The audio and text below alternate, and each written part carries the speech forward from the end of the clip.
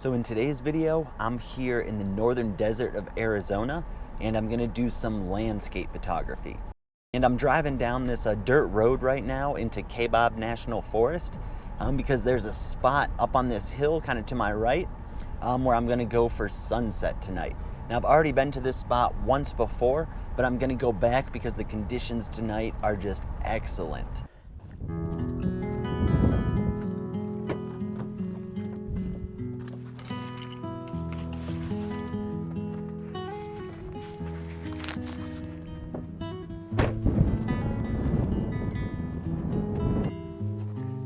So today is actually not the best weather. The conditions are amazing. We've got all these nice clouds in the sky. It's partly cloudy, and it looks like on the horizon to the west, there's a break in the clouds too, so we should get some stunning light tonight. But unfortunately, it's about 95 degrees Fahrenheit today. It's not the best day for a big hike up the mountain because I'm hiking up right up there. So it's gonna take me quite a while. I allowed myself extra time because I am probably gonna get exhausted. But luckily the sun does go behind the clouds every now and then, and there is kind of a nice breeze, which kind of makes it a little bit cooler. But yeah, if you just look at this area behind me, it's just completely stunning.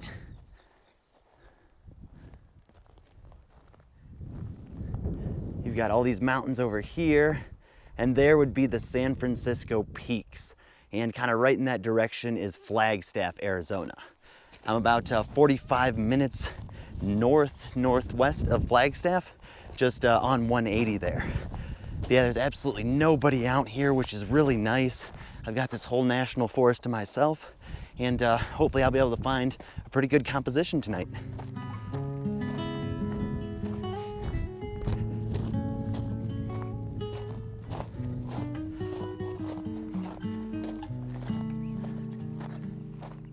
And as I'm hiking up here, I'm looking for compositions on the way.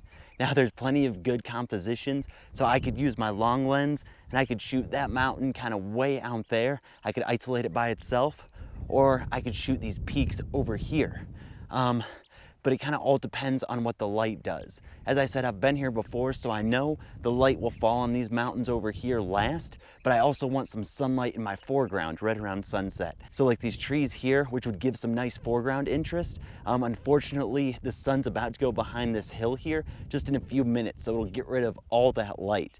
And it could cause the image to be a little bit imbalanced and not as interesting as if we got that last bit of sunlight right on the scene before the sun sets. So I'm just gonna keep hiking to the top here and then look around and kind of just wait until sunset and see what happens. I am just exploring off trail here. There's no trail up to there. I just found this place by myself. And that's one of the things I love a lot about photography, is just I get to get out and explore the outdoors and find nice compositions.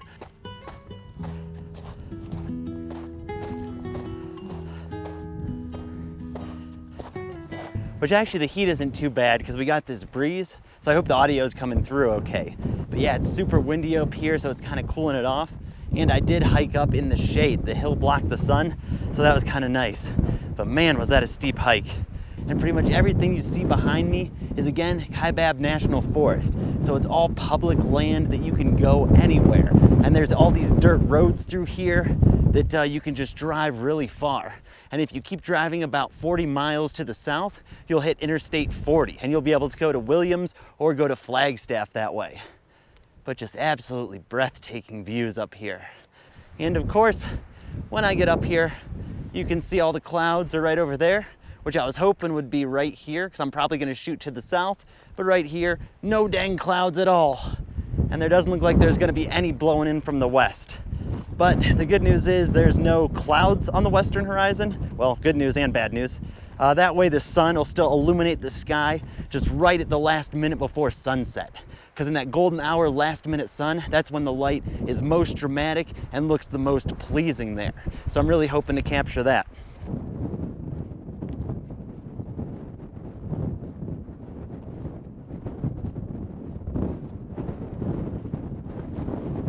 And I have yet to see any wildlife on this hike. I've been seeing a lot of elk scat, so I do know that there's elk up and around here, and also mule deer, and there could potentially be some mountain lions, bobcats, and coyotes as well. but everything seems to be staying away from me.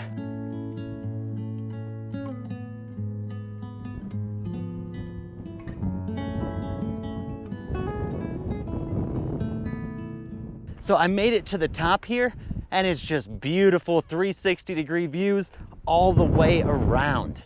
You've got the Grand Canyon pretty much about 40 to 50 miles straight north behind me here. You can't really see it this far away. And then you've got the San Francisco Peaks to the south. Now what I was gonna shoot tonight for sunset, I was gonna do the same composition, or a similar composition rather, that I did a few weeks ago, and I'll put that picture up on the screen. And as you can see in this picture, the sun caught the right of the rocks just as it was about to set. So the right side of the scene is all illuminated and the left side is all in shadow. That adds some really nice contrast to this image, and the clouds in the sky were just perfect. How they were streaking through the sky. I did a nice long exposure, and this has to be one of my favorite images I've taken here in northern Arizona. But I did want to come back because it was such a stunning location. And because with this image too, I felt like it was missing something in the foreground. I've got these rocks cutting through it, but there's really no main subject. The rocks are kind of the subject, and then you have the mountains in the background kind of complementing them, but I wanted to find some sort of tree or bush or something that would really grab the viewer's eye and add a lot of interest. But right now, as you can see, this is approximately the scene what I shot, and there are no clouds up here. And there are no clouds to the west either. So instead, what I'm gonna do, what I normally do when there's no clouds, or a few rather, because we do have some clouds over here on these mountains, and then kind of a few to the north there. So what I do when there's no clouds is I'll bring out my long lens and I'll kind of pick out little areas of the scene that either have clouds or not necessarily, because usually when you use a long lens, you condense the scene a lot, and that makes it so there's less open space in the sky. So I'm gonna find a nice composition with the long lens to just minimize the sky, unless I can find a nice composition with some clouds in it. So if we look to the northeast, oh, got the sun blinded me, there's this little butte, I guess you would call it, way over there, and that butte just stands alone by itself. So I think that might be a pretty interesting image, because I can get the long lens out and I can isolate it. So I won't have any other mountain peaks that are getting cut off or anything else protruding into my scene.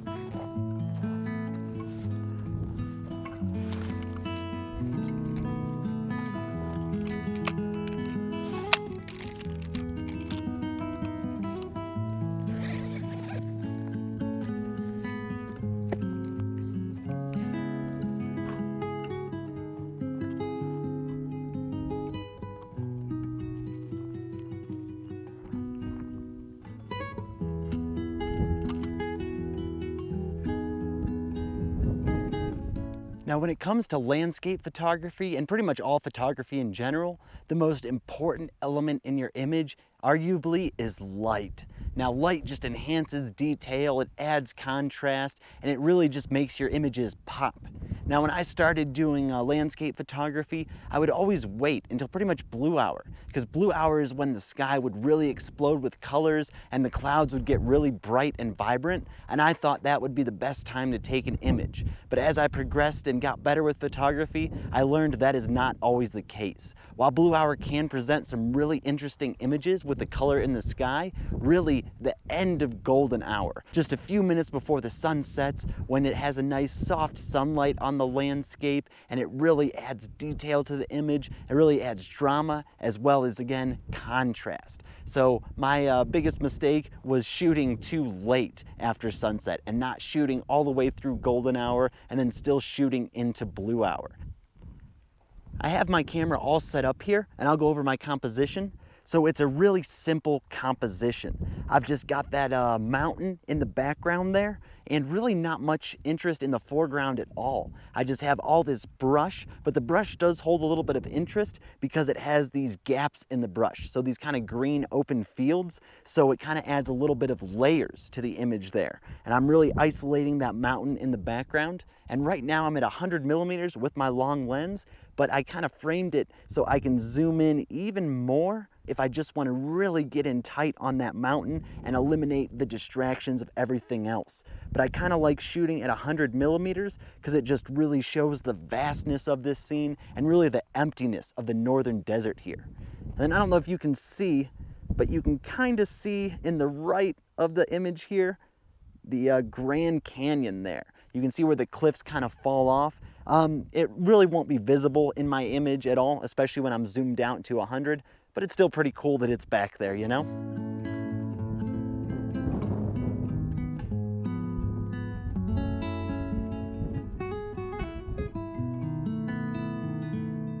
So we're getting all right light on my scene here, but really quick I switched because it looks like it's a full moon and the moon's rising right behind the mountains. So I moved my composition over here and now I'm trying to get an image of the moon with the mountains.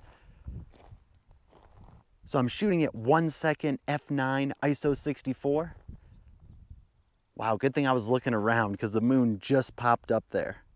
And I just turned my camera about 45 degrees and found this shot here. Because we've got in the foreground there, it's kind of this open meadow, which leads you to the brush, which leads up to the mountains and the trees. And we've got this nice light streaking in, adding all these layers. And then you have the San Francisco Peak Mountains to the right there, which is looking pretty stunning, catching some nice light. And then this hill on the left, which is catching a good bit of light. And then of course the moon kind of a little bit left to center there.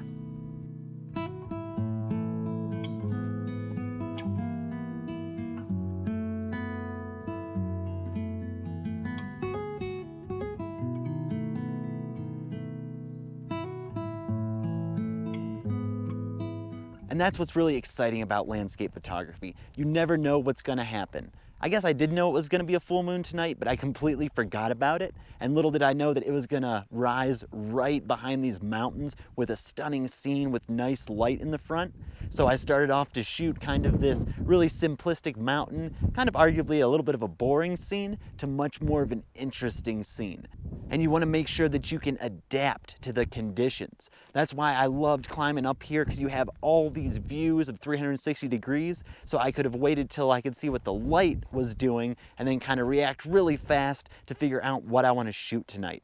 So I did take a couple images of the lone mountain over there, and they turned out all right. Nothing special, nothing compared to this one with the moon though. But I got very, very lucky with that shot.